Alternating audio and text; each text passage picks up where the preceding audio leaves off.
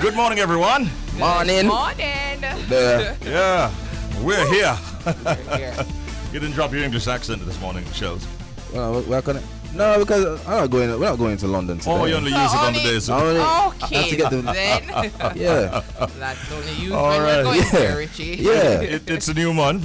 It's the month of June. Yep. And it is a month that carries a lot of weddings. So, talk up staff, talk up crew.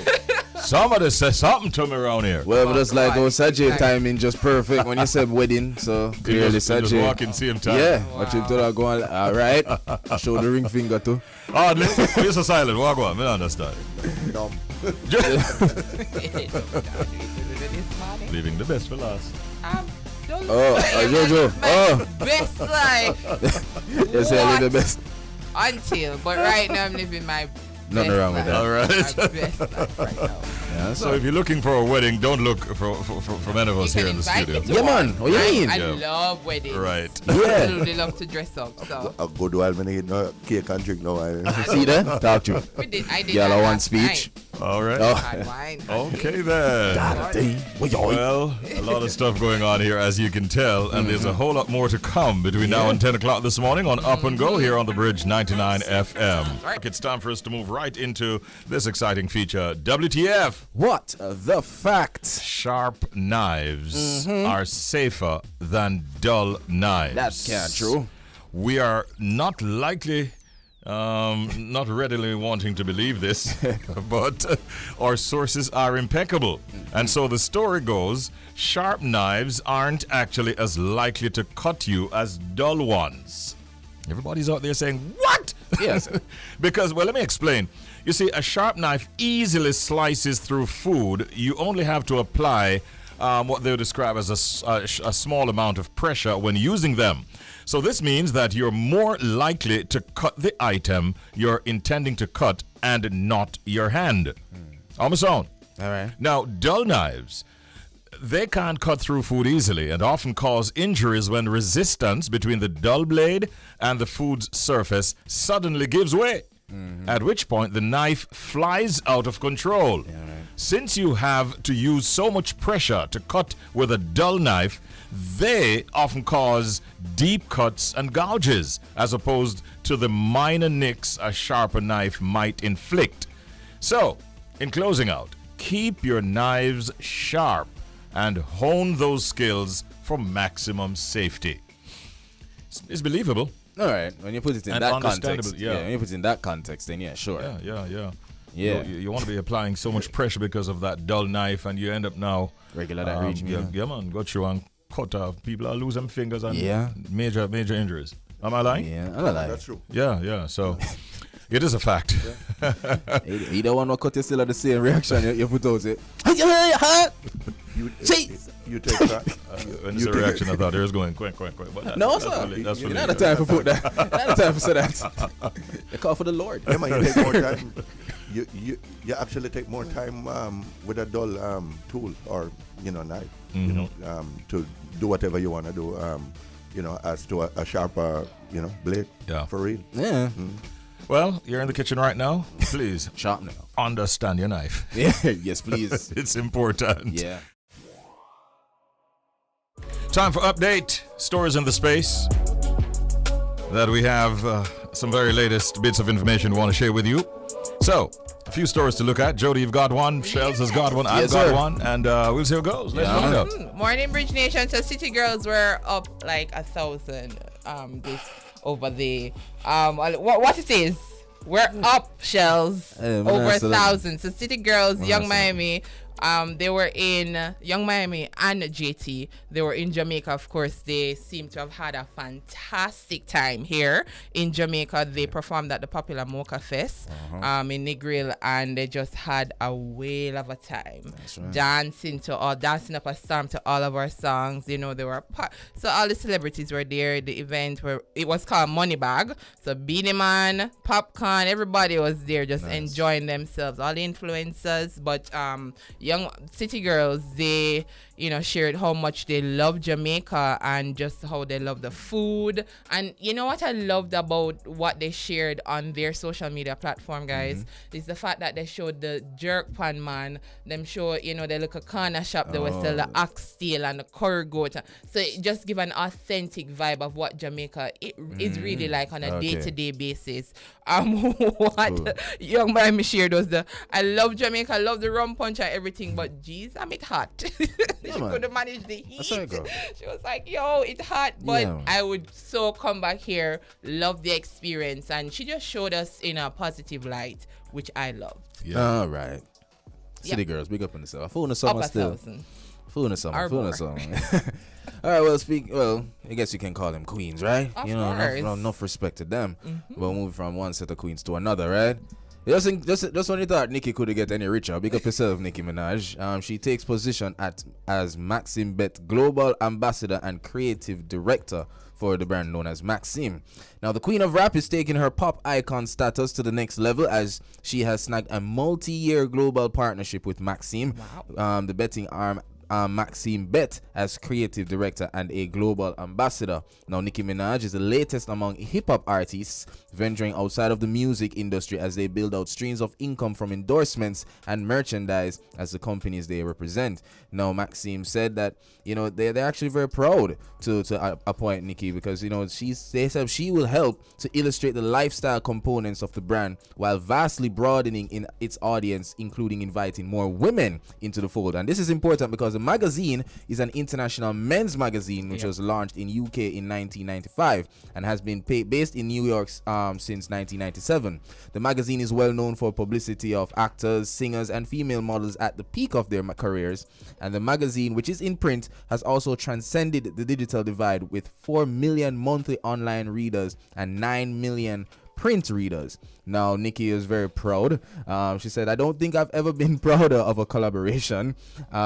Merging business savvy power moves with my natural, creative, sexy, fun, and fashion forward expression is just so spot on as it relates to this partnership. I'm ready to fully step into my potential as a young, I love what she said that, as a young influential queen and owner, and open doors for others to dream big. Get ready for the sexy parties and remember, scared money don't make no money. Ha! Place your bets. Let's go. So Nicki's excited. We're excited too. Yeah. Big up yourself, Nicki. Words like sexy, fun, fashion forward. Definitely. They go well in a sentence that has Nicki Minaj's name. That's for sure. Perfect connotations. I like it. For sure. All right, one story to go, and that's one from Burna Boy and some actions that he has taken in relation to some action that Stefflon Don, his ex-girlfriend, had taken herself. So as the story goes, Burna Boy has seemingly pulled Stefflon Don's rumored diss track from YouTube over an illegal sample. The British Jamaican rapper Stefflon Don had teased last Friday that she would be releasing a diss song addressing her breakup with Afrobeat singer Burna Boy. The couple appeared to have broken up last December after dating for almost 3 years. It was Burna Boy who announced that he was single, and he made it known that the relationship had come to an end. And so there were several rumors that the Afrobeat singer was unfaithful during the course of the relationship with Stefflon Don. And she had not addressed it until recently. She kind of was shading Burna Boy. She said also, no matter how much love or loyalty or how good you treat someone, people are just not solid and scream real but are the fakest. Fame and money changes some people. When people show you who they are, believe them. As hard as that may be, God sees and knows. People genuinely need prayers. That is what she actually said. Well, further, Burna Boy released a song called Last, which many believe is addressing the breakup. And so Stefflon Don got busy, and she started inviting people to check out a posting that she was going to be making sometime thereafter.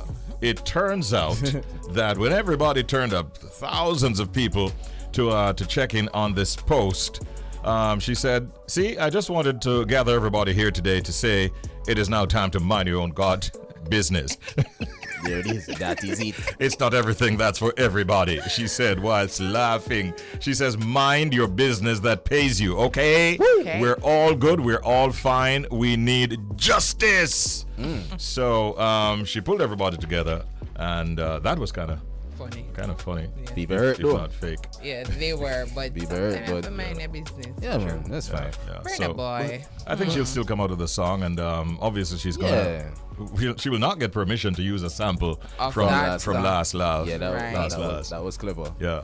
but for her to say mind your business after telling people to come mind this business, that Exactly. kind of weird. No, 'Cause remember but she I say, "Oh, think come join." She was doing that because she knew 'Cause that she know person people to weren't come and minding she their- knew- She figured more or less people like I said, what if she got type of bread? I get you. And she just snip it in the bud. and So she just that like- means she can't make a diss track after then.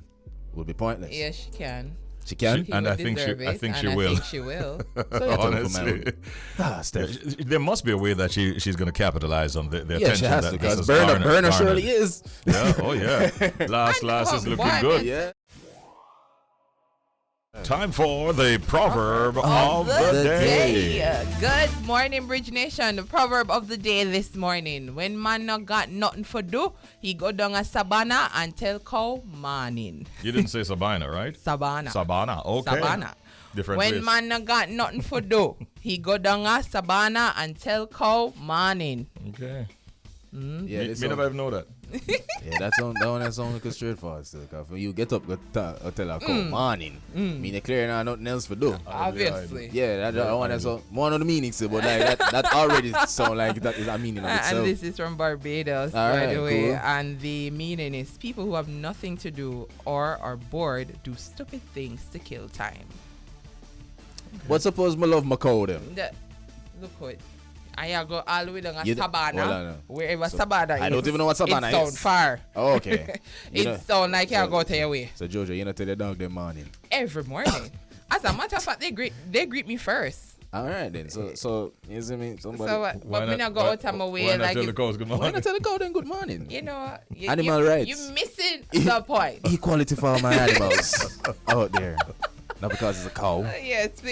Persons tend to do weird stuff when Oh, they they're don't have bored. anything to Yeah, do man. or Yeah, they're that's bored. true. That is true. Good morning to you if you own some moo-moos or some bow-wows. Yeah. And have manners. Don't pass a cow today without some morning. Yeah, we might say morning back to you. That was our proper for this morning. Lord, forgive us. Yeah. On to our pet peeve. If you're just joining us for the first time, pet peeves are things that others do that you might find annoying, irritating, or even upsetting. And we have a pet peeve to share with you this morning. All right. Well, one of my pet peeves is that when I ask somebody to do something for me, that's really and highly important, that I need some help with, and they just back out on me last minute, like without an explanation or anything, it's annoying, especially when you're depending on the person to come through for you a certain way. But that's really one of my pet peeves. Yeah, I can see how that could be somebody's pet peeve. I've been on both of those ends. Woo. I'm guilty. No Yeah, man. explanation. Yeah, man. It's rough. Nothing. You just step away and not say nothing. No, I said sorry about the last minute time. I God, was like, hey, yo, Jono, you don't know. it not gonna work, you Nah, know. work, you know. You want to say. And then worse, me not understand the urgency, because you have some cases where when somebody asks you You for do don't something, understand I don't how- understand the urgency right. because you don't know, don't just link you a certain way, like, yo, bro, you can pick up my bag around the store for me, please. You don't understand, say, oh, John, my laptop in the bag Bag there, there. and this, I'm gonna need it for do my homework. Like, you don't Right. understand. Yes. A man just think, you say, you can pick up the bag. You say, cool, and then you say, time I come, we can't pick up the bag there again. Poor you go feel him. Oh, wow. But that's a pet peeve. That's a pet peeve. But just ensure that you explain the urgency. No, but that helps. But in this case, she actually said, like, she explained how said that it's important it is. the situation is. And then we know say life happens, Yeah, life is man. always happening. True. But if you promise somebody something, try to fulfill that promise. That promise thing there. It says a lot about you. Yeah, and try not to make a character. promise that you can't keep. Yeah, that's Put all it. right. Yeah, that was the pet peeve. Yeah. One of our Bridge Nation, one of our listeners, and we definitely appreciate it. We do have an interview guest that we'll be talking with. Of course, the backstory last week, education officials reacted with dismay to a report that came out from the deaf community that despite the 103 million yard-to-yard Find the Child initiative, which began in January of this year and lasted some 3 months, trying to locate children who had not been attending virtual or face-to-face classes over the pandemic years, students from the deaf community have still escaped notice. And that was disclosed during the National Policy Dialogue on Ending Violence Against Children. That was a forum that was held in the corporate area last week. In fact, one person actually said the plight of these children was compounded by the virtual language barrier between them and their parents. They're still at home. They can't do anything because the parents don't know sign language. They don't know how to communicate with their deaf kids. They can't because language access is not there. And the question was asked, what can you do about that? Well, this morning we're joined by Mrs. Kimberley Marriott-Blake, Executive Director of the Jamaica Association for the Deaf. Good morning, Mrs. Marriott-Blake. Welcome to Up and Go here on the Bridge 99 FM. Morning. Good morning. Good morning. How are you?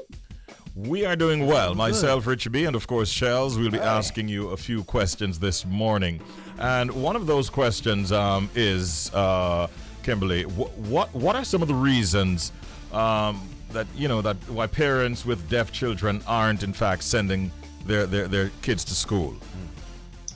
You know, it's an unfortunate reality when we look at the economics of it. What is happening is that when parents have multiple children and they can only afford to send maybe 2 children to school, oftentimes it's the child that has a disability that does not go to school. Mm-hmm. The feeling is this is the child who will not be able to get a job. They won't be able to benefit from the education that they're being given. And so as a result of that, there's almost that feeling of why put in the investment. There's also the issue where, to be honest with you, a lot of these kids are not being assessed. So during the COVID period, quite a few parents realized that their children are not in some cases, as easy to manage in the classroom as they may have thought. There are other parents who kind of started to understand that maybe it's not how the teacher is delivering content, but how their child is receiving the information that's being taught. And we know that there are quite a few kids in the mainstream system who could benefit from specialized placement, but their parents aren't open enough to get the assessments done. They feel as though getting the assessment done is going to open a can of worms that they don't want to have to look into, they don't want to have to work through. And so they would prefer to have their child staying in the mainstream system and struggling than having them assessed and being placed in special education where they can truly benefit from a wholesome learning experience. Mm-hmm.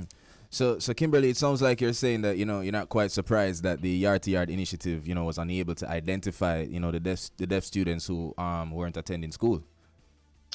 Well, I wouldn't say that I'm not surprised. I would say that I am hopeful that it would have stirred a little bit of conversation. There is also, because of our don't ask, don't get in people's business, kind of a culture, the informal kind of culture. There are people who know that their neighbor's child is not at school, but they don't want to talk about it. But because of yard to yard, we're actually seeing where quite a few kids are kind of popping up for assessment. They haven't been popping up to be placed in school just yet, but they've been popping up for assessment. The difficulty, though, is that when you think about it, 2 academic years, 3 academic years, the amount of information that a child is missing from grades 1 to 3 that should be preparing them for grades 4 to 6, when we don't have a child that comes into the system until they're in grade 5, it's really difficult to try and catch that student up.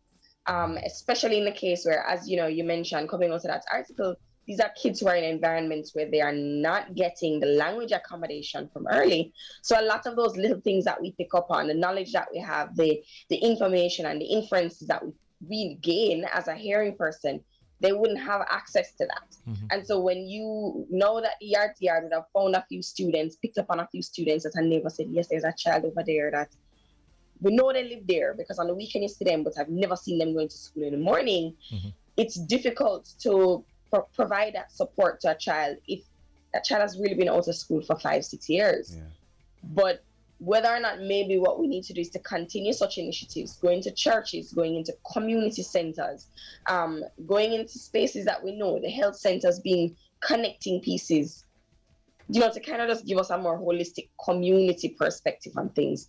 I think that's a way that we could go that would make a project like this a lot more successful. So here we are at a stage where some $103 million were allocated and still towards this project, and still there are students from the deaf community that have escaped notice.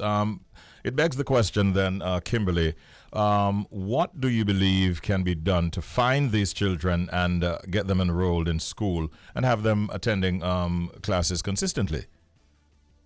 Well, we work along with the Ministry of Education to the Special Education Unit, and we recognize that a major issue is the early assessment, the early identification. So we would have connected with the Ministry of Health, start having that conversation around how can we find these children, how can we identify them from very early. We, in our discussion, started looking more at the community healthcare practices and the community healthcare establishments and how they can be better accessible so that we can start to find the children a little bit earlier. So prime example is this. Up until a child is maybe about 2 years old, there are at least 5 instances where they should be going into the clinics to get their shots. Up until they're at least 11, there are other instances there where they be going in to get boosters and so on, just based on our system of initial health care and vaccination for school enrollment. Then you also have the fact that by the time a child starts to get into the school system, we have guidance counselors at the schools that are supposed to be doing kind of check and balance. When you recognize a student isn't performing well, the teacher then reports it to the guidance counselor, to the relevant principal, vice principal, and so on.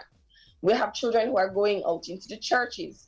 Their parents are going to church. The child is going out to church and is being tossed in a Sunday school or a Sabbath school class. It is, to my mind, the responsibility of that Sabbath school or Sunday school teacher to identify, I'm talking to Johnny and he doesn't seem to be hearing me. I'm talking to Sandra and she doesn't seem to be hearing me. And so it's embracing that community's perspective. If the relevant people at different stages in the game begin to talk up and connect people to information, then it makes the world a difference. Unfortunately, we do still have a culture where someone with a disability is seen as someone who maybe the family is being given their just rewards. And as a result of that, you have people who are very afraid to come out and admit, my child needs help. My child needs additional support to what the mainstream can provide. To me, it's really going back to that very community perspective of how we handle things. How ready are you to ensure that the children in your community are being supported with the needs that they have? The systems are out there, and we are doing what we can, taking opportunities like interviews like this to let people know that we are out there and we can provide the support.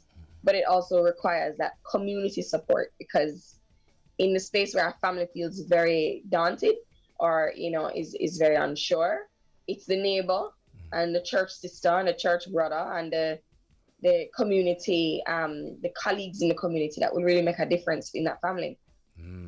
Yeah, I'm with you. Now, you spoke about community perspective, Zine, and there's this underlying issue that people kind of go on like they want to, scan over it. This thing about the stigma that's attached to, disabled persons. I'm curious, are we seeing any improvement as it relates to stigma towards the deaf community? And can we stop the stigma overall? Stigma is an interesting situation because a lot of it stems out of who makes it a problem, quote unquote. Who's the person that is, kind of propelling the argument that deaf people can't do anything? Who's the person that's giving the impression that these people are incapable, incompetent, and so on?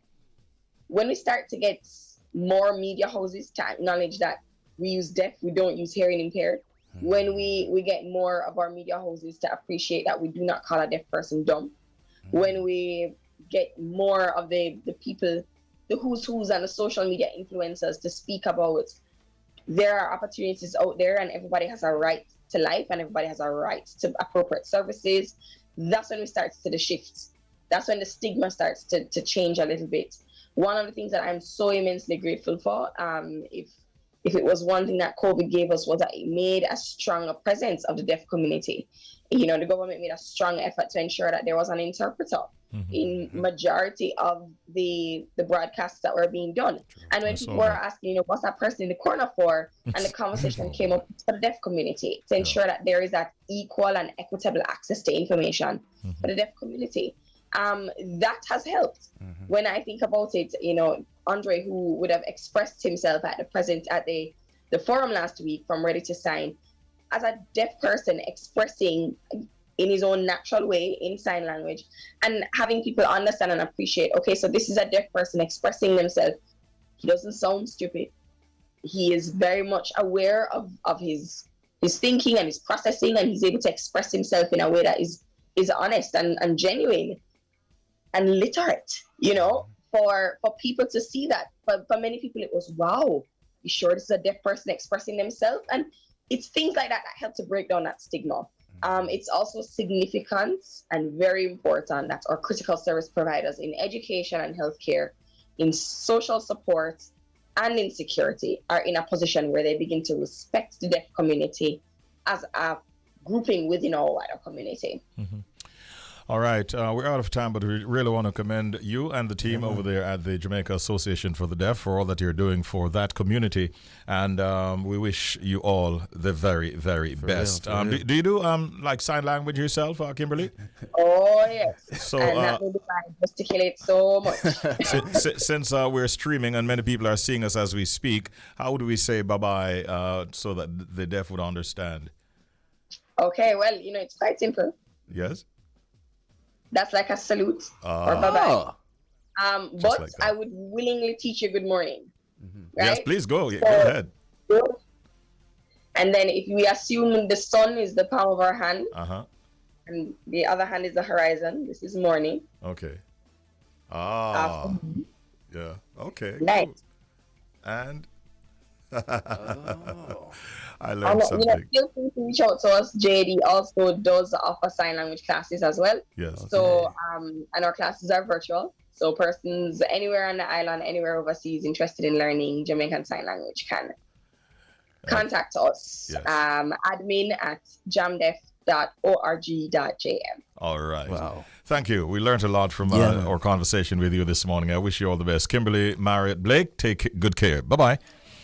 Thank you. All right.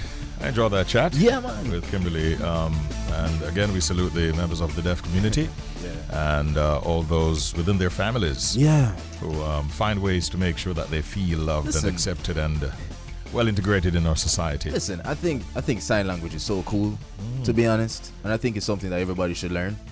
I think it's actually pretty cool, and as Kimberly rightfully said, let's remove the stigma, not just for deaf persons, but just anybody with disabilities, man. A one world, and a one life, so let's all live it right. See? Yes, Yeah. Let's play the sound again for those who might not have heard it or just want to think it through a little bit more. All right, she's on. Here's the sound. Come on. Give me 3. All right. Away. Hello. Good morning. Welcome. Morning. Was it me that's on the air? You're on the air, yes? Welcome. Okay, it's Angela. Oh, hi, Angela. Trying again. All right. We love that. I know I'm really close, but That's right. Okay, so it's a comb, the teeth of a comb. It's not a finger, it's not a comb, it's not a pencil or whatever on it. So I'm going to try scissors on it then. Oh, she's going.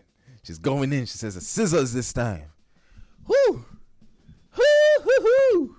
Jojo! Boss, let me see basket that carry come and look on it because this look nice. This is a good time.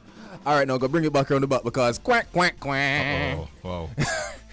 Oh, OMG. that's wrong too? Yeah.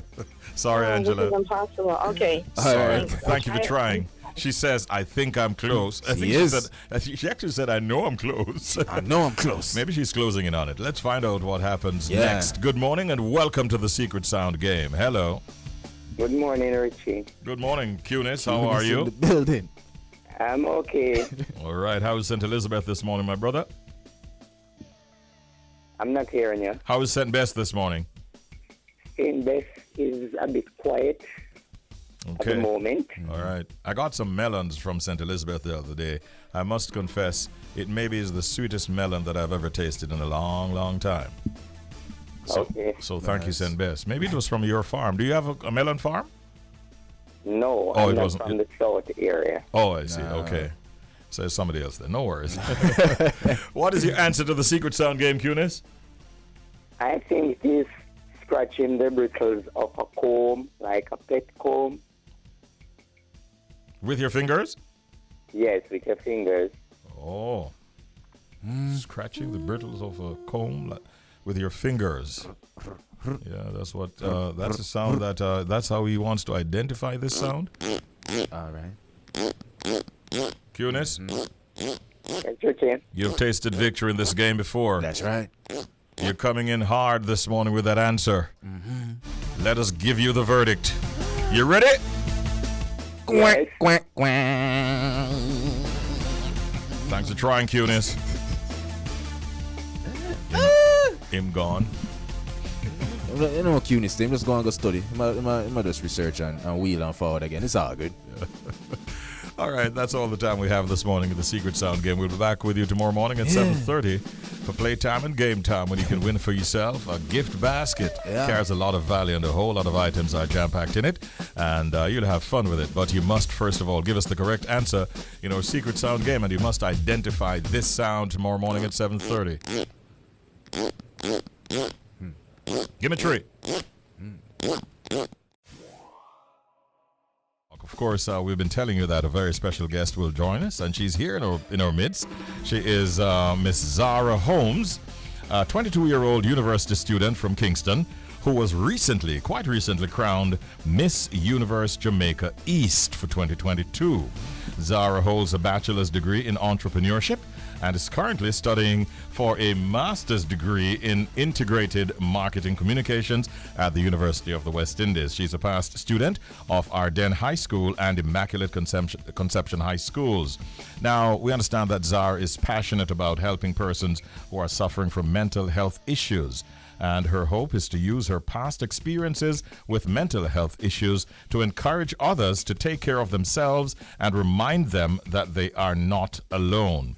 She's here with us. Good morning and welcome. Congratulations, Zara. Congrats, Zara. Thank you. Welcome. So proud of you and so happy to see you. How have you so been? much. I've been good. I've been amazing, to be very honest. Yes. The whole journey with the competition has been great. Met some amazing people. And yeah, I'm really excited to start my reign as queen. Absolutely. And we'll be with you all the way. Yeah, I man, tell you definitely. that. Yeah, man, We definitely. were making the point earlier.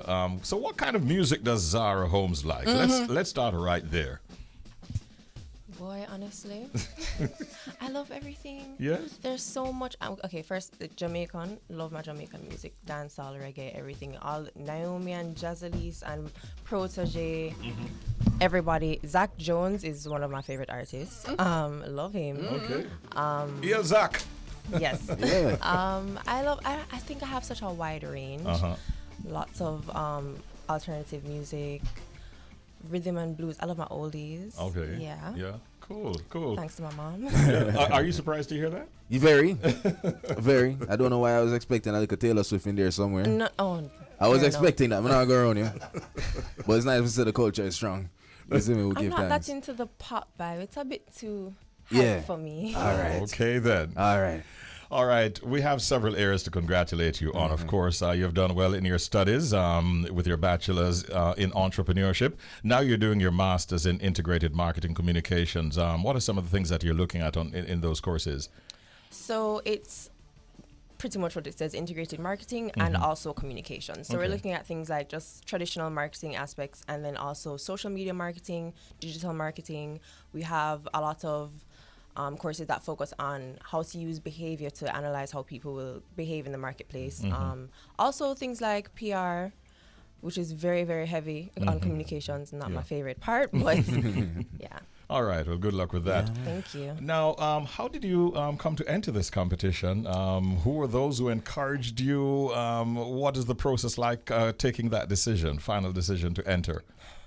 It was, and I spoke about this yesterday, it was just one of those things that I was like, you just have to go. Just close your eyes and do it. So they reached out to me and asked me if I would be interested, and I was like, yeah, sure. They meaning I the applied, organizers? meaning the organization. Oh, really? Okay, cool. And I said, yeah, I'd be interested, but in the back of my mind, I'm like, maybe not, because I've been very shy, and I'm trying to step out of it, and I'm like, will I really be able to do it? And I was like, no, you can do this. And I was back and forth, and then they reached out to me again, and they're like, hey, and I was like, all right, I have to do it. I have to do it. It's a sign. It's a sign. Yeah. You reach out to me once, it's like, okay, fine. But you reach out to me twice, now I have to. Yeah, for real. And I just closed my eyes and did it. Okay. And here you are now. Yeah, we'll give thanks for that. So, all right, so you expressed your thought process, when it came to just being selected. Now, explain how it felt winning. That's after you being so whole other hesitant. situation. I don't want to say that I didn't believe I would win. I had confidence in that, but then there were so many amazing contestants, and I was just like, how are they going to choose? We're all amazing. How is this going to go? I made it to top 5, and I was like, okay, great. Made it to top 3, and I was like, okay, we're getting closer. They called the second runner up, and I was like, okay, now, hold on. I'm still here. So it's really coming down, and when they said my name, I didn't know what to do with myself. I was like, me? I looked up, and I was like, me? Yeah. And everybody's hugging me and screaming. My mom is in the crowd with her whistle. She had a whistle. She was blowing her whistle. And I'm like, me? And I'm just there like, okay, yeah, this is happening. Yeah. And it still didn't really hit me for a while. But yesterday I had the event and I was going to talk to these young girls at Terra Nova. Yes. And I'm walking from my car to the door of the event, and there's just people walking to and from the hotel. Good morning, Miss Universe. And I'm like, ooh. Oh, good morning. That's what it was like. Okay, no, really, it's you. It's you. This is you. Yes.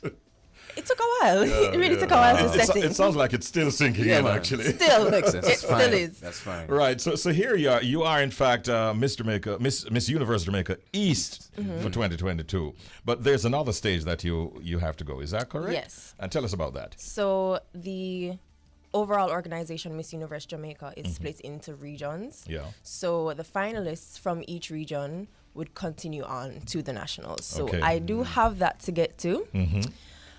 It's going to be a lot of work. Yes. I wouldn't say I'm nervous. I'm excited, actually. I'm very excited. A lot of work in what respect, though, Zara? Just in terms of preparation, lots of training. I have to stay fit. I have to keep practicing my walks, practicing how I talk, how I answer questions, things like that. And just overall helping people in the way I said I would with mental health and any way I can help people just in general. So there's a lot to get into. You see, that's a perfect segue because listen, I'm a fan of beauty pageants. Don't get me wrong, for obvious reasons, hey ladies. But what I really appreciate is when the queens get to highlight things that they're passionate about, and you're passionate about mental health, right? Now I want you to express and explain, what you've been through, that sparked this interest in the first place. Okay, so growing up, I at times suffered from depression and also anxiety. And it was difficult for me, particularly because people in my life are not that open, especially the older people in my life aren't that open to mental health conversations. It's like something that shouldn't exist to them. It's like it's a new concept to them and they're not open to having a conversation about it and not open to helping me with it. And I was on my own a lot of the times when it came to trying to deal with it, and I was just like, this is so hard to go through by myself, and I feel like so many people are going through that same problem where there's nobody to guide them through it. And I just felt like people need to know that they're not alone. It's happened to me before, and I have gotten a lot of help from friends, from family now, and a lot of reading and research has gone into it so I can find ways to help myself manage it, and I just wanted to share that information with other people. Okay. Wow. So have you begun any initiative maybe that will assist persons who are currently struggling with mental health issues? I've actually started to reach out to people. Okay. And some people have started to reach out to me as well to help with their initiatives that they have already. And I was thinking about starting my own, but I also feel like there's so many that are out there that I could just go around and help. And so still playing with the idea of starting my own, but anywhere I can help. Yeah. I just want to find somebody, anybody, anywhere to try and help out. Yeah. Zara, we're very proud of you. We're happy to see you. Congratulations Thank to you you again so and to much. your entire family, your mommy, your aunties, and all the members of the family that I know. We've known her from a little tiny tot stage. And guess who knew her as well and didn't recognize her? So the excitement DJ Audley. Saw the excitement on his face. Man. When we told Audley the connections and the fact that he would have known her from a little baby, he was like, what? Can't believe. But here she is. She's currently Miss Universe Jamaica East. And we just wish you good luck going forward. Thank You say it's going to be a Thank lot you of so work from much. here on in terms of your preparation. You got this. But when I got the indication from a family member of yours that you were entering the competition, I sent back a reply immediately, and it says, "That's my queen right there," and that's not going to change. Simple. Let me just say that. Argument done. Argument done. Argument done. Yeah, man. Good to see you, though. Thank Respect, you. man. Thank you And for having best me. wishes going forward. Good luck on the 20th of Thank you August. so much. Keep, All right. And keep that initiative going. I Trust me, definitely mental will. health Very is powerful important. one. Yeah, man. Yeah, man. All right. And big ups to the organizers, keeping it nice throughout the years, all these years going on with this competition. And this year looks even particularly more exciting. Zara Holmes, ladies and gentlemen, Miss Universe Jamaica East for 2022. It's a big moment for us this morning. As a matter of fact, it was a big moment for Shaggy just a few days ago. Yeah. And on Monday, if you recall, Shells, we took the time to play excerpts of that fantastic speech that he gave when he was conferred with the honorary doctorate. And we played some of his songs as well. You heard DJ Roy saying all morning long he has been playing Shaggy's music. And deservedly so, because we're talking about a global icon in this global connection, a legend himself. Recently received an honorary degree, Doctor of Fine Arts from Brown University, which is an Ivy League university in the United States of America. And he spoke and gave an oration at their Undergraduate Class of 2020 Commencement Ceremony. Orville Burrell, a.k.a. Shaggy, is the only diamond-selling Jamaican dancehall reggae artist. He has sold over 40 million albums, in addition to landing 8 singles on the Billboard Hot 100 singles charts and some 7 albums making the Billboard 200. He has also recently released his new album, Come Fly With Me, and that's a song with produced by 17-time Grammy Award winner Sting. All of that will form part of our discussion, and we welcome the big man himself, the living legend, Shaggy. Good morning, Shaggy. Greetings, Shaggy. Greetings. I don't know if I have to turn this right or left. And them Zoom thing, but circle. Hi guys, how you doing? We're here, bro. Congratulations, boss. Yeah. Thank you, man. Much love and respect. Thank you. Give thanks. I'm gonna tell you straight up. I'm a very proud Jamaican. I'm not. I'm going in fan mode right now here. So I'm just simply very, very proud of what you did. Proud of the honor. And extremely pleased with how it all turned out, Shaggy. Are you feeling that vibe? No, yeah. To be honest with you, it kind of, this whole thing kind of happened within a week of, obviously it was Memorial Weekend, the whole Memorial Week, and it was the week of release of my album, Come Fly With Me with Sting. So there were a lot of preparation. We had a concert, a one-night only concert at Blue Note. Which we extensive rehearsals, and then we had every morning was early. We did Good Day New York. We did New York Good Morning America. We also did Elvis Duran in the morning. We did Sirius XM, and we did also, it was our morning show. So it was just overwhelmed with promos and stuff like that with me and Sting running up and down. Mm-hmm. And then at the end of it to go into this whole Brown situation at the, so it was, I didn't have time to wrap my head around it. I literally kind of put the speech together, literally the night before I was even working, trying to just get it all together to try and make it happen. So no, it is starting to sink in, to be honest with you. Wow. Yeah.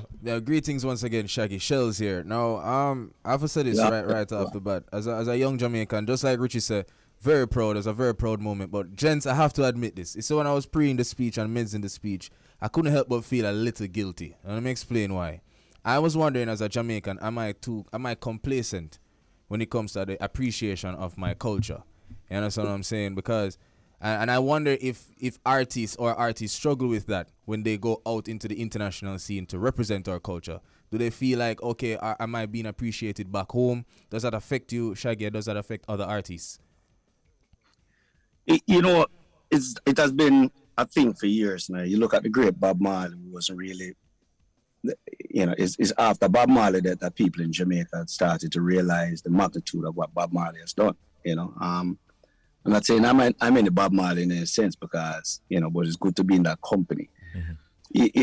It's a thing where we normally happen. Sometimes, them say familiarity breeds content.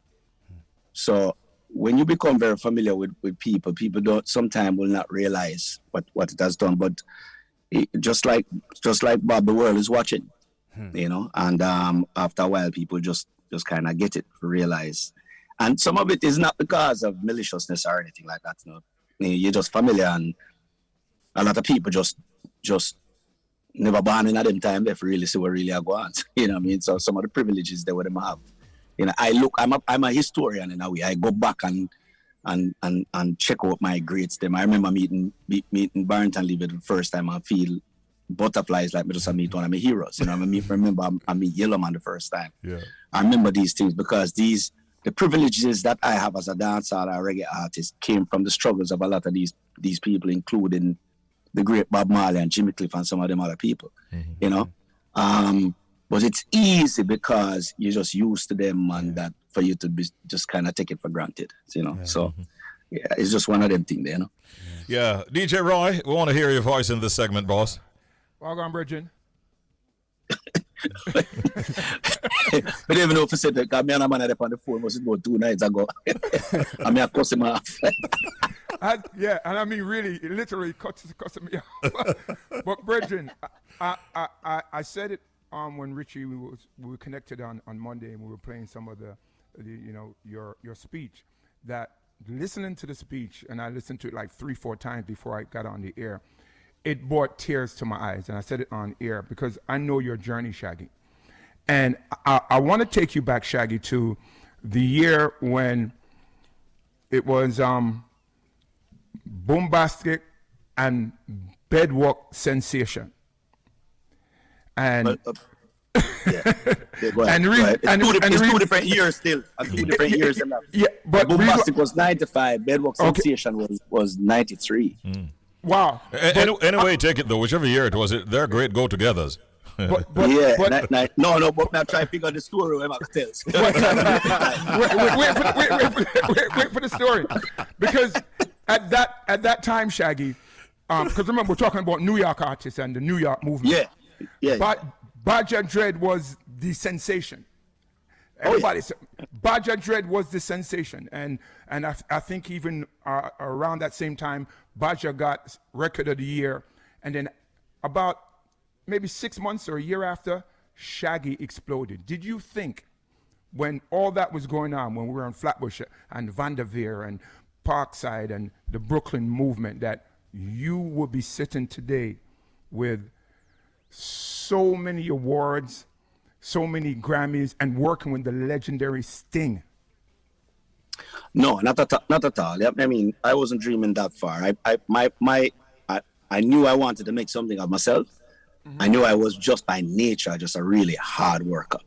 I knew I was driven by passion, and I always thought I was going to win at some point. To the magnitude of how much how much I would win, I couldn't tell you that. That was the furthest from my mind. But I just know that at the time when we did a movement, as you can know, Ryan, I don't know if Richie knows this, there was a movement out of Brooklyn at the time.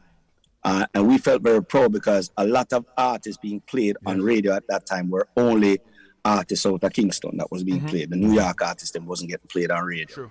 And a lot of people, David Levy and Sting International at the time had a platform on Kiss FM and ended up playing all records, New York artist records. Yeah. And that really gave us a foot in. And what started to happen after that was when the artists them come from Jamaica, dancehallers come from Jamaica and come to shows in New York, they would have us to tango with. I mean, I've seen many times where we enter them stage and the Jamaica artists say, "Who them boy? I mean, I don't even know them tune and the man and mama shut the place." And it was me, Red Fox, Screechy Dan, Badger Jed, Nike Fungus, Screechy Dan, all of us. That was a movement at the time, you know. Yeah. And you know, so to the answer to your question, no, I would have never thought that at all. But I just knew within myself that I was passionate about it, and I had to do something. I had to win. Yeah. Let me tell you something, Shaggy. You know, we know you to be an exceptional performer, a great recording artist, and all of that. But becoming a speaker, holding our attention like that for several minutes, I was going to be expecting for you to, you know, tell us about your experiences, and you did. You told us about your accomplishments, and you did. We would have expected you to be emotive, and you were. We expected honesty from you, and you gave us all of that. To me, it was just a complete speech, and this is going to go down in history as one of the big achievements and big moments for our music and our culture. And for that, we want to say once again, congratulations, brethren. Big up, man. Give thanks. I mean, to tell the truth, Richie, I was going to wing this speech. I was going to wing it. because to be honest with you, every time I get, you know, I'm pretty much used to public speaking, and people come there, and I just basically just go off the top of my dome and, you know, just make it funny and hit a few pointers in my head and do it. And I kept hearing throughout the week in promo, you know, my publicist asked me, have you written your speech? My manager asked me, have you written your speech? And then Sting come to me and said, do you need help with the speech? And at that point, the star come to me and said, but hold on, they would really expect me to do like a proper speech. and so I you know, I think I was on a plane ride, and I started jotting down some ideas. And in my mind, I'm saying, okay, I'm getting this prestigious award. So I have to let people know why is it I deserve it. So there's a lot of things that I know people wouldn't know about my journey that I had to put in there. So I jotted those down, you know, the first and stuff like that. Yeah. And then I realized it was Memorial Weekend. And, you know, I'm a veteran. So I tried to tying, you know, the service of me being in the military and the fact that we're celebrating servicemen this week, you know, and just kind of put it in a form that we're all here to serve, you know what I mean? And then gratitude was a big part of the speech. So in putting it together, it's really the night before when, you know, that's even I was stumbling on some night, because normally if you do a speech like that, you practice it really to a T. But I didn't have the time. Let's go up there. And even when I did it and finished, I was like, all right, this is sufficient, you know, and I'm do the show and I'm going to go about my business. But it was after there was a commencement dinner afterwards with put on by the college, where some of the alumni would have to talk about each one of the recipients. And beside me was we were on the panel, and beside me was a Nobel Peace Prize winner. And on my other side was the vaccine guy that created all of these vaccines for America, who's one of the leading vaccine guys. And then on the other side of that is the disease control head, you know, the head of disease control of America. Then over the other side is Nancy Pelosi, and then right beside her is Oscar-winning filmmaker, documentarian, all right? And over on the other side is a Pulitzer Prize journalist. I'm sitting to myself, how did I get on this spot? And it was then that they, you know, when they came up and started to talk to me, they called each person's name, and once my name came up, the crowd roared. And this wasn't students, no, these were senators and congressmen and congresswomen and high net worth donors that were really raving, and then started. Sometimes you don't even realize what you have done, and they kept raving about the speech. And then afterwards, the president of Brown University came to me and says, "This is one of the best. This is the best reception she has ever had." Oh, fantastic! And I was like, "Wow," you know. So a lot of it was, and then right after that, I got a call yesterday about you talk about speaking. Them called me to pay me for deliver motivational speech to this law firm, and I'm like, hold on, I do think this is a new career. But how many people like ourselves here would have told you about your fantastic imitation of Michael Jackson's voice, and also more particularly James Brown? You nailed those. Well, you know, in the speech, you know, these are kids, you know, so you wanted to have a bit of comedy and to be lighthearted.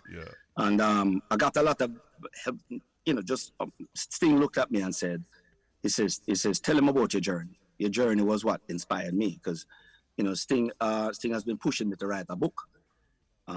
Because he's just by knowing my stories, he gave me his publisher and be like, yo, we got to get this going. We got to really come up with it, because the story is so great, because he just didn't realize the journey. And once I told him about it, and he was just moved by it. So he says, yo, you got to tell some of that story. And, and I just wanted people to know, why is it that we were getting, why is it that we were chosen for it, Shaggy, I wanted to touch on the new album, because it's different, and you're always kind of, I won't use the word experiment, but dare to be different. Why Come Fly Me to the Moon and Come Fly With Me, and why did you take on a project like this? Because you remember, you're talking about iconic song, you're talking about one of the geniuses of his era musically, and the face of white music, both in America and worldwide. Why? By the way, white music that was produced by a lot of black musicians. We got to remember now, even Quincy Jones was a producer for Sinatra for years. I can't take credit for this. It is really Sting. I was just literally, without Jamaica, we always hear Bing Crosby, and we hear Nat King Cole on Sunday, go to Rice and Peas and Frank Sinatra and Island in the Stream with Kenny Rogers and them people. We hear that every Sunday on Jamaican radio. So we're raised with that repertoire. It's been the soundtracks of our lives. So, and while we're in Norway at the time, and on that day off on the boat, I just literally just start playing some Sinatra and just start singing, and him just popping it up, and I say, yo, that's your key. You're a baritone tenor. You're the same as Frank Sinatra. I never take it much serious after that, but he just was mesmerized by how I sounded like it. And he's like, and that idea just kind of sat around through COVID and everything, and him come back to me and I say, yo, we're at the top of the year, we need to do this. And I was a little bit excited, because it's something different, and I'm allergic to boredom, and I like to step outside of the box, and I don't really like cookie cutting. But I was a bit fearful because of the repertoire and how huge of a giant that Sinatra was, and his fan base.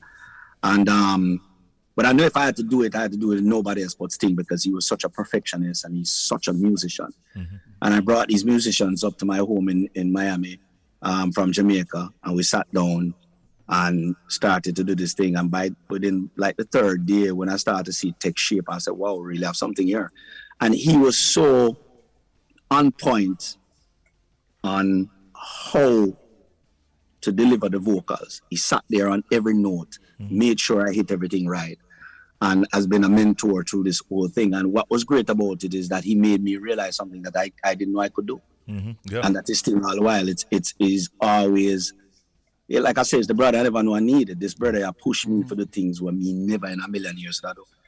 Even in accepting this Brown thing, and he was just right beside me throughout the whole thing, called me right afterwards, was on it, just telling me what to do. Even when I was doing we're promoting it, he's looking at me and say, this repertoire, you have to dress a certain way, you have to do a certain, I mean, it's just things that me myself I just take for granted, but he's so attentive to details, where it is concerned, and the outcome. And because it was reggae, Lenky was a big part of it also, in cutting out those quarter notes, certain notes, because most of Jamaica reggae songs them is 2-card. This is 4 and 5 card, movements that will make it sound. It can make it sound corny, but they pick the right amount of notes to actually and take out certain movements to make it work, and it just came out really, really. I'm very, very proud of it, man. It really, really, really good, man. I haven't seen the album or gotten the tracks yet, but is My Way on it? No, he didn't want to do too much of the part. We did about 5. I think we did like That's Life, Luck Be a Lady, Come Fly With Me, and Fly Me to the Moon. Those were really the popular ones. The rest of them were a lot of great songwriting album track, because he wanted to showcase a lot more of the Frank songs that were just well written. Okay. You want to feel like an album and not like a greatest hits. Okay, got you. And that's why we did. But I mean, it's an incredible listen.